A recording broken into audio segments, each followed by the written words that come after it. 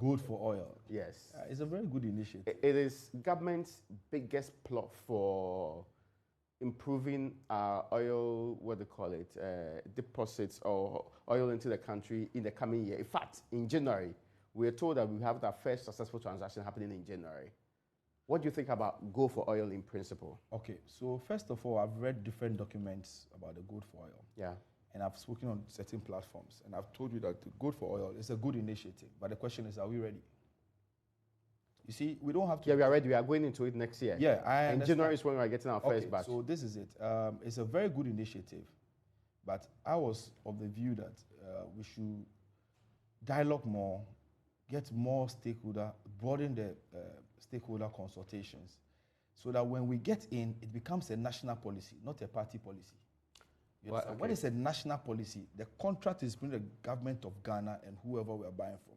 And this is for 10 years. It's for 10 years. What we have to do, understand it, it's a barter trade. Mm-hmm. It's a barter system. So we have to make sure that we always have the quantity of gold that is required to do the barter.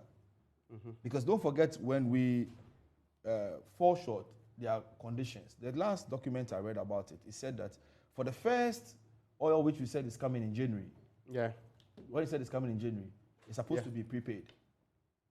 I don't understand that. Yeah, it's on when the MPA has a document that is being circulated. It's on our page. They say the first they put in numbers, volumes of crude, petrol, and diesel that are going to barter for ounces of gold. That's what they put there. And they said for the first purchase, okay, it has to be pre-financed. That means instead of the gold, we have to pay for it. No, we are going to pay with gold. So that means gold has to go. Okay. Now, how many ounces of gold are we using for the barter? Do we have enough reserves to be able to beat up for, let's say, a year? You see, when you're going into business, you need to project. For instance, you need to say, okay, this is my source of gold. Because if the government is using the export figures to project, then we are going to be very wrong. The reason is simple. The export figures that we send out there for gold, most of the miners have foreign investors. So the foreign investors, those putting the money, it is not we using our own money to work. I'll use myself for an example. Mm-hmm. I have almost about 50 small-scale miners that we work with. We hedge the gold price. So our clients give us money, we hedge the price, they give us pre-finance, and then we give them a discount. Okay. Do you understand? That's the only way you can be able to do good business and do it properly. Mm. So imagine our clients are not giving us money again because we are supposed to now sell the gold to government. Now they send us dollars. How do we send their money back to them? In dollars. In dollars. Because government is paying in cedis. Government is paying in cedis at the Bank of Ghana rate.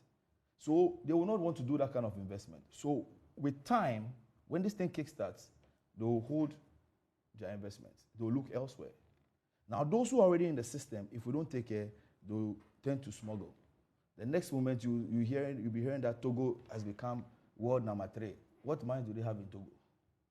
You understand? Yeah, that's interesting. Yeah, we need to watch this thing very well. You understand? For me, it's a very good policy, very good initiative. But let's dialogue more. Let's dialogue more. Let's get more people involved. For instance, we have over 80 licensed exporters. In our last meeting, for instance, none of us knew anything about it. When the government said they've met with stakeholders, but your exporters were not part of the meeting. So who are and the exporters form a key role. They have purchase and export licenses. Just 2 weeks ago, we were invited to Minerals Commission, and they asked that they were to announce to us the policy of the government, and for that matter, from 1st January, all exports should cease. And that the government is going to partner with certain people. They have a criteria. You don't announce this at the end of the year. So people have invested, have businesses set up to be exporters, and then how do they tell their staff that from next year we are not going to do any export again? But that part has not been